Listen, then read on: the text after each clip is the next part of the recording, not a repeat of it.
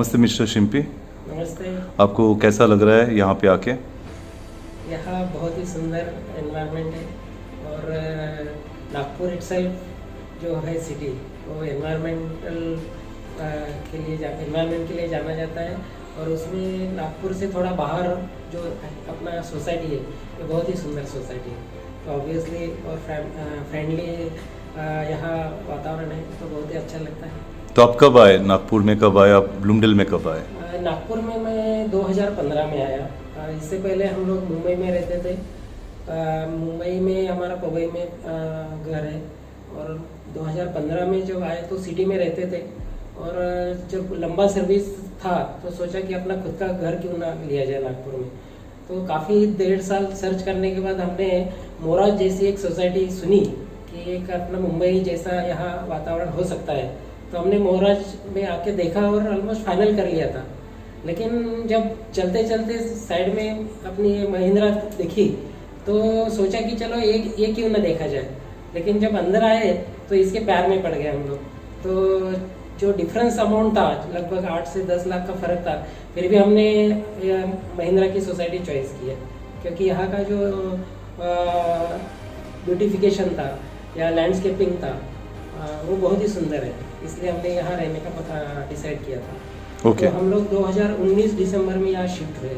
Okay, आप अपने बारे में कुछ बताइए, आप क्या करते हैं? आप यहाँ पे जो आए नागपुर में, आप एक्चुअली क्या करते हैं? मैं एयर इंडिया के साथ जुड़ा हूँ। एयर इंडिया में मैं quality assurance department, engineering department का एक सेक्शन है वहाँ पे हूँ। और नागपुर में जो बोइंग और एयर इंडिया ने मिलके जो MRO यहाँ पे बनाया है जो एक मिहान स्थित है, उसमें मैं क्वालिटी कंट्रोल में काम करता हूँ। ओके ओके जो मतलब विमान की जो देखरेख होती है वहाँ के क्वालिटी कंट्रोल में मैं काम करता हूँ। ओके, ये बताइए, आप इस कमेटी में एक बहुत ही इम्पोर्टेंट पोजीशन होल्ड करते हो, जो फर्स्ट कमेटी यहाँ पे बनी है, सेक्रेटरी का आपने वो पोजीशन लिया है। कैसे आप आए आप इस कमेटी में? कैसे आपने डिसाइड किया कि चलो मुझे इस कमेटी में आना है? क्या हुआ था वो एग्जैक्टली स्टोरी बताइए। एक्चुअली इसके लिए मैं, अगर आपके पास टाइम है तो थोड़ा सा ज़्यादा समय लूँगा क्योंकि इसके पहले जब मैं मुंबई में था या मुंबई से पहले कल्याण में था तो दोनों टाइम मैं सेक्रेटरी, ट्रेजरर ऐसे पोस्ट पे रह चुका हूँ। और ये पोस्ट लेने के बाद क्या पेन है या फिर अगर पोस्ट लेनी है तो कितनी रिस्पॉन्सिबिलिटी आपको हैंडल करनी है, इसका काफ़ी मतलब लगभग 5 साल का एक्सपीरियंस मुझे था। तो मैंने डिसाइड कर लिया था कि मैं जहाँ पे भी जाऊँगा या फिर फ्लैट परचेज करूँगा नागपुर में तो वहाँ सोसाइटी में मैं कभी कमेटी मेंबर नहीं बनूंगा। अच्छा, ओके। लेकिन अनफॉर्चुनेटली ऐसा हुआ कि जो बिल्डर ने पहला AGM कॉल किया था आई थिंक जनवरी 19 में, तो मैं मीटिंग अटेंड करने आया क्योंकि वो एक आदमी के स्वभाव में होता है, वो रोक नहीं पाता अपने आप को। तो चलो मीटिंग तो अटेंड करते हैं ऐसा बोल के मैं मीटिंग में तो आ गया। वहाँ देखा कि 19 मेंबर का कमेटी होना जरूरी था। तो रजिस्टर ऑफिस से कुछ लोग आए थे, बिल्डर के ऑफिस से थे और बाकी के अपने यहाँ के लोग थे। तो वहाँ 19 मेंबर का संभावना कम लग रहा था। तो एक आदमी का होता है हुनर, तो मुझे रोक नहीं पाया और मैं अपने आप को खुद आगे आके डिक्लेयर किया कि I will be also one of the proposer for candidate for the committee member. तो इस तरीके से हम लोग कमेटी में आ गए। तो ऐसा मैं कमेटी में आने के बाद चलते रहा। 2019 का 1 साल निकल गया जो कि वहाँ पे बाकी लोग सेक्रेटरी चेयरमैन थे, मैं नॉर्मल कमेटी मेंबर रहा क्योंकि वो दिमाग में था कि अपने को आगे नहीं आना है। लेकिन अनफॉर्चुनेटली आई थिंक मार्च 20 में ऐसा हुआ कि सोसाइटी के पास कुछ फाइनेंशियल क्राइसिस दिखने लग गए और एडमिनिस्ट्रेटिव भी कुछ इश्यूज लग रहे थे। तो उस दौरान के जो चेयरमैन सेक्रेटरी थे उन्होंने रिजाइन कर दिया और फिर वहाँ पे एक ऐसा शॉक जैसा लगा मुझे एक्चुअली, क्योंकि ये सोसाइटी में मैं फ्लैट परचेज किया वो 8 से 10 लाख रुपए ज्यादा पैसा देके। ओके।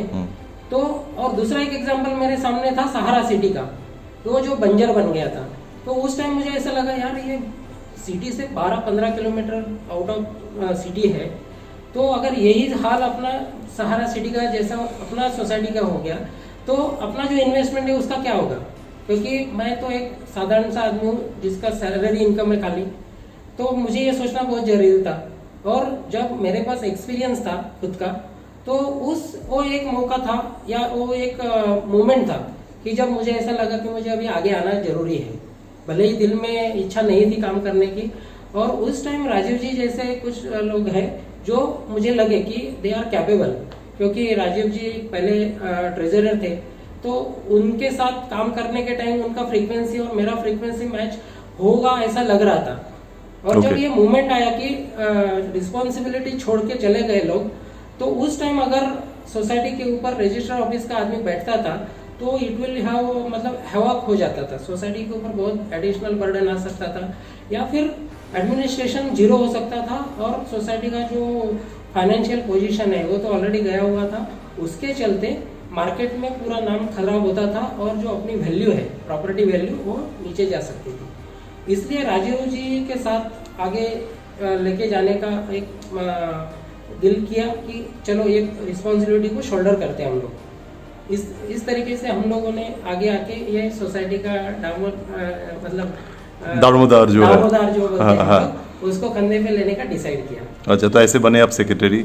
और जो आप बार बार बोल रहे थे कि जो अनफॉर्चुनेटली वो एक्चुअली मुझे लगता है कि अगर मैं आज इस सोसाइटी को देखता हूँ, काफ़ी फॉर्चुनेट रहा वो मोमेंट क्या पाए, राइट? और वो अनफॉर्चुनेट से डेफिनेटली फॉर्चुनेट हुआ जो आप। यस, आज के तारीख में तो डेफिनेटली फॉर्चुनेट ही कहा जाएगा, क्योंकि अगर सही तरीके से देखा जाए तो अगर एडमिनिस्ट्रेटिव मतलब ऑफिसर अगर आके बैठता था तो डेफिनेटली वो काफी लोगों को इसमें मालूम नहीं है कि अगर वो एडमिनिस्ट्रेटिव आके बैठता है यहाँ पे रजिस्टर ऑफिस से, तो उसको निकालना बहुत भारी पड़ता है।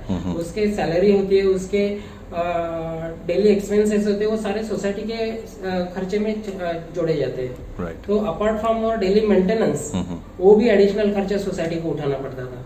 तो एक तरीके से मुझे लगता है वो अच्छा ही डिसीजन था मेरा, and I am happy now.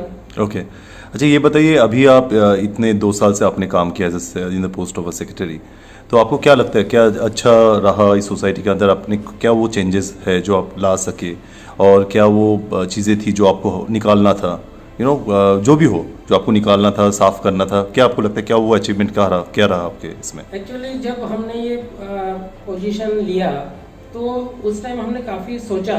तो मेन मुझे जो लगा कि दो मेजर चीज़ें यहाँ पे, एक डेवलपमेंट साइड से था और दूसरा कुछ एडमिनिस्ट्रेटिव पॉइंट से था जो हमको एक्शन लेना था।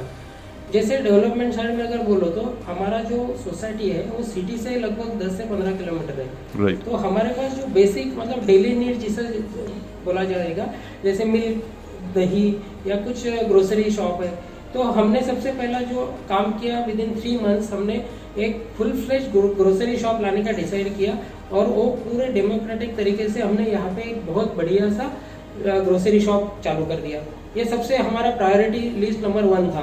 तो हमने वो टारगेट लाइन डिसाइड करके वो अचीव कर लिया।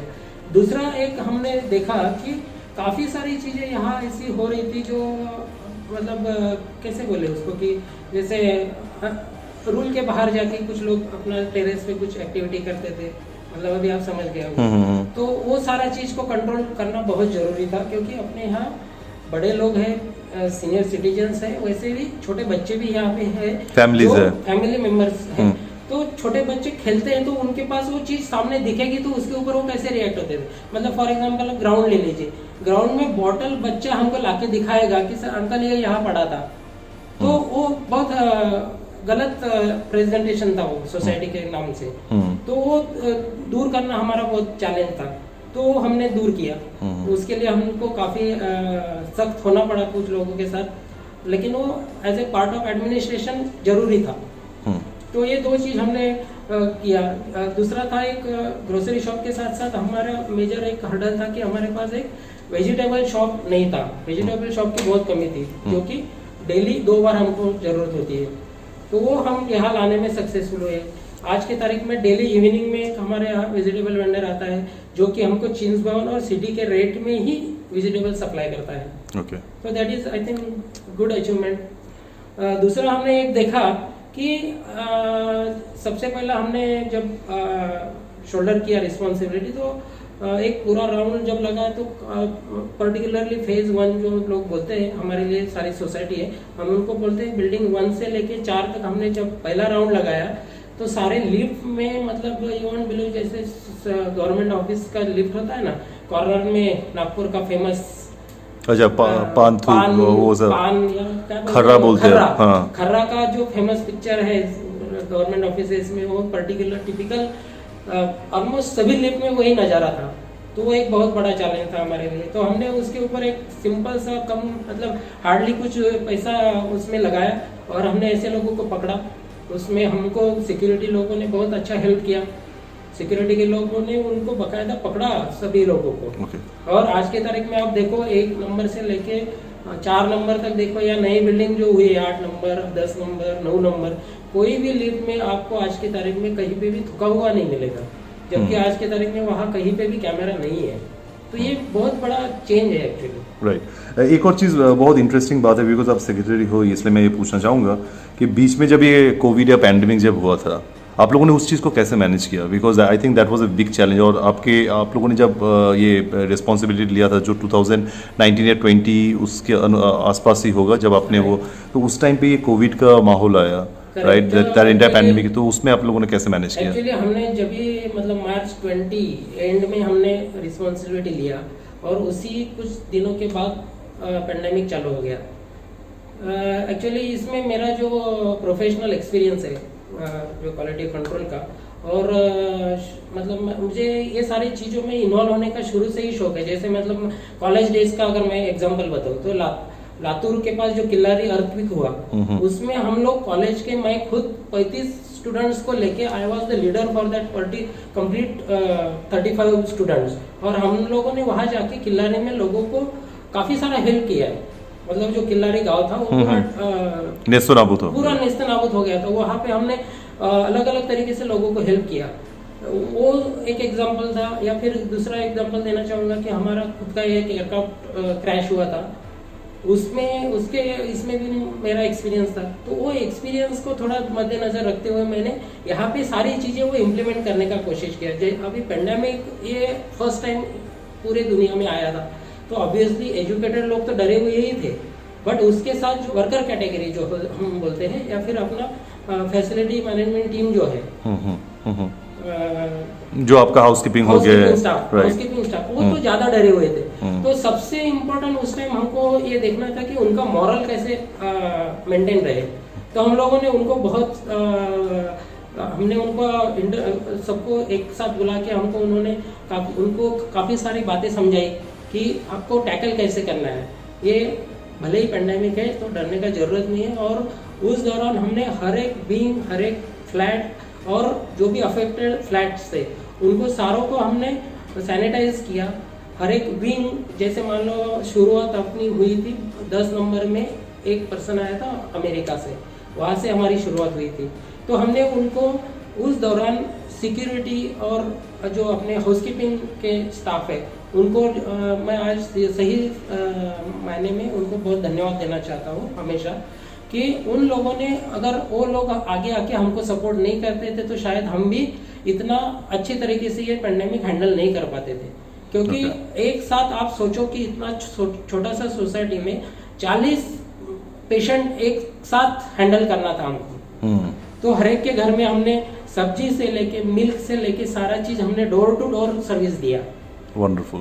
तो ये सादा काम नहीं था एक्चुअली, क्योंकि उसमें डर हर एक के दिल में था। क्योंकि अगर मैं बाहर सर्विस दे रहा हूँ तो मतलब काम करने के बाद मुझे घर में भी जाना है जहाँ पे मेरी फैमिली है, मेरी फैमिली मेंबर्स है। तो अगर मुझे कुछ होता है तो मैं घर वालों को भी वो इन्फेक्शन दे सकता हूँ। ये डर हर एक के दिल में था। तो ये हमारा जो टीम था पूरा, हाउसकीपिंग, सिक्योरिटी, और राजीव जी हो गए या फिर मीनाक्षी जी हो गए, जिन्होंने भी हमको काफी हेल्प किया, और सोसाइटी के भी और कुछ मेंबर्स हैं, उन्होंने भी आगे आके हमको काफी सपोर्ट किया। Very nice. तो it was really team work कि हमने ये पेंडेमिक सिचुएशन बहुत ही सुंदर तरीके से हैंडल किया, जिसमें सिक्योरिटी और हाउसकीपिंग के लोगों का मैं नाम जरूर लेना चाहूँगा। ओके जी। अच्छा, अभी मैं आपको कुछ पूछना चाहूँगा। ये थोड़ा कुछ ऐसे सवाल है जो काफ़ी सुनने को मिलता है हमें, ठीक है, फ्रॉम वेरियस रेसिडेंट्स जो यहाँ पे हैं, और I think every question is a big welcome.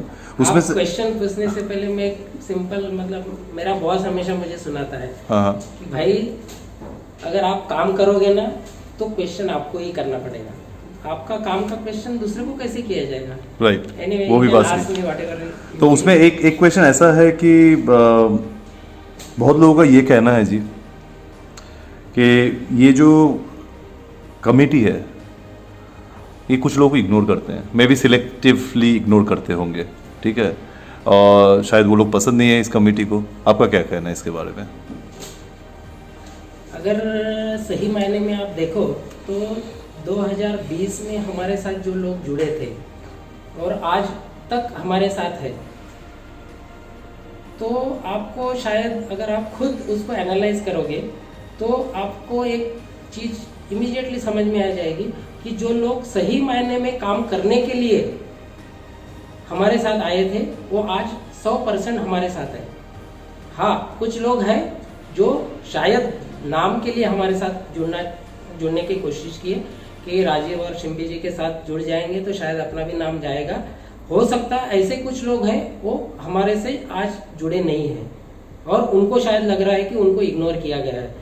आप मुझे एक सिंपल सी अगर सोसाइटी में आप राउंड मारेंगे तो आपको पता चल जाएगा कि एक या दो आदमी का काम नहीं है इतना बड़ा सोसाइटी को हैंडल करना। अगर हम लोगों ने ऐसे सभी लोगों को दूर किया होता तो इतना बड़ा टीम वर्क यहाँ नहीं दिखता था आज। तो मुझे नहीं लगता हम किसी को इग्नोर करते हैं। इन डेमोक्रेटिक प्रोसेस में जब आप लोग ये करते हो तो मीटिंग में उतने सारे लोग भी होने चाहिए। मैंने तो यहाँ तक सुना कि मीटिंग में आपके सारे लोग आते भी नहीं हैं, बहुत लोग कम आते हैं आपकी मीटिंग में, फिर कैसे ये डेमोक्रेटिक वे में आप करते हो? सही बात है, आपका क्वेश्चन मतलब शायद आपको फीडबैक मिला होगा कहीं से, बट मुझे एक सिंपल सा बात बताओ, आपको अगर 1000 लोगों की सेवा करनी है तो आपको कुछ डिसीजन लेने होंगे, नंबर 1। नंबर 2, अगर आपको डिसीजन लेने हैं तो आपको सबको साथ लाना भी जरूरी है। तो जैसे आप बोल रहे हो कि कमेटी मीटिंग में लोग नहीं रहते फिर भी आप डिसीजन लेते हैं, लेकिन ऐसा कुछ इंस्टेंसेस में हुआ रहेगा, बट इसका मतलब ये नहीं कि हमने हमारे बाकी कमेटी मेंबर से वो मैटर डिस्कस नहीं किया। हमारा हमेशा यही रवैया रहा है कि कोई भी मैटर, जैसे मान लो हमारे डॉक्टर साहब है वो कभी कभी आउट ऑफ स्टेशन रहते हैं, तो कोई डिसीजन हम ले लेते हैं कमेटी मीटिंग में, जैसे मान लो 5 लोग हाजिर है तो डिसीजन तो लेना है, और वो डिसीजन बाद में लेने के बाद हम हर आदमी से डिस्कस करते हैं। तो हम ऐसा किसी को इग्नोर भी नहीं करते हैं, और कमेटी का मेंबर्स का जो बात है वो कभी टाला भी नहीं गया आज तक, वो रिकॉर्ड में लिया गया है। तो हम हमारी जो डिसीजन है वो हर कमेटी मेंबर से डिस्कस करते हैं होने के बाद भी। और मजे की बात मैं आपको बता दूं सरप्राइजिंगली, जैसे मान लो हमारे RK शर्मा साहब है या फिर झा साहब है, ये लोग इतने सीनियर हैं जिनको 40-40 साल का एक्सपीरियंस है। हम रियली वी आर ब्लेस्ड कि हमने ऐसे डिसीजन लेने के बाद उनसे जब डिस्कस किया तो उनके व्यू भी हमारे साथ मिले जुले ही मिले हमको। तो इसलिए हमको कॉन्फिडेंस आ गया कि हम जो काम कर रहे हैं वो डेफिनेटली एक राइट एंगल में, राइट डायरेक्शन में करते हैं। तो भले ही हमारे कमेटी मीटिंग में कभी कभी कुछ कम संख्या रही है, लेकिन हमने हर डिसीजन जो है लेने के बाद भी हर कमेटी मेंबर से डिस्कस किया है। ओके, अभी मेरा आपसे आखिरी सवाल वो ये है कि आप जब ब्लूमडेल को देखते हो, ठीक है, नेक्स्ट 3 साल में 5 साल में कहाँ देखते हो ब्लूमडेल में? और ऑब्वियसली अभी आगे इलेक्शन है सामने, राइट? आप लोगों ने भी कुछ प्रेपअप किया होगा, कुछ एक एजेंडा आपने सोचा होगा कि आगे ये क्या करना है क्या नहीं करना है, तो उसके बारे में बताइए before we end this interview. ये थोड़ा ट्रिकी क्वेश्चन है आपका, but anyway, being a engineer मैं स्टैटिस्टिक्स के ऊपर बहुत बिलीव करता हूँ, और मुझे ऐसा लगता है कि हर आदमी ने स्टैटिस्टिक्स के ऊपर बिलीव करना चाहिए, क्योंकि अल्टीमेटली आपको रिजल्ट जो है वो उसी चार्ट से मिलता है या उसी स्टैटिस्टिक्स में मिलता है। तो हम लोग आज तक जो काम किए हैं, अगर वो स्टैटिस्टिक्स आप देखें और हमारे फ्यूचर प्लान्स अगर स्टडी किए आप, तो मैं ये सोसाइटी को 2 तरीके से देखना चाहूँगा। एक है कि मेंबर की जेब से क्या जा रहा है, जो आज की तारीख में लगभग 2.57 या फिर फंड्स कलेक्ट कर फंड्स उसमें ऐड करते हैं तो 2.90 आज की तारीख में। तो मेरे हिसाब से हम लोग एक 3 साल या 5 साल में इसको 2 रुपीज़ तक कैसे लाए, ये हमारा एक टारगेट है, या फिर उसको मैं वहाँ तक कैसे लेके जाऊँ, ये हम डेफिनेटली वर्कआउट करेंगे। वहाँ मैं सोसाइटी को देख रहा हूँ कि हमारा मेंटेनेंस जो है वो 2 रुपये में होना चाहिए। नंबर 1। नंबर 2, इसका आज जो लैंडस्केप है, इसका जो आज स्ट्रक्चर है, ये इसी तरीके से बना रहे, नंबर 1। और उसमें डेफिनेटली कुछ एड ऑन्स हो, जैसे शॉप्स हो, बार्बर शॉप हो, या सबसे बहुत बड़ा प्रॉब्लम है लोगों का, लॉन्ड्री शॉप यहाँ नहीं है, लॉन्ड्री शॉप खोलना है। और कुछ चीज़ें हैं जिसमें स्ट्रक्चरल चेंजेस फ्यूचर में शायद करने पड़ेंगे, तो उसके लिए जो मेन, शायद राजीव जी ने भी इसके बारे में कहा होगा उनके इंटरव्यू में, because he is from financial side. तो एक फ्यूचर में जो एक कॉर्पस फंड लगने वाला है कि फ्यूचर में मान लो 1000 से ज़्यादा यहाँ मेंबर रहने को आ गए और क्लब हाउस का फैसिलिटी कम पड़ रहा है, तो अगर ऐसा कोई स्ट्रक्चर अपने को ज़रूरत पड़ गया तो उसके लिए जो कॉर्पस है, तो एक बड़ा कॉर्पस मैं देख रहा हूँ कि हम लोग वहाँ तक लेके जाएंगे सोसाइटी को। Okay, thank you so much Shimpi ji. और आप लोग जो आगे अभी इलेक्शन लड़ने वाले हो, उसके लिए वेरी ऑल द बेस्ट, ठीक है। और आप लोग अपने पैनल के बारे में, अपने जो सिंबल है उसके बारे में कुछ कहना चाहोगे before we just end this? बस यही कि जैसे हम सर्वसाधारण मनुष्य सोचता है कि अपने जीवन में समृद्धि रहे, बस हमारा पैनल का नाम भी वही है, समृद्धि पैनल।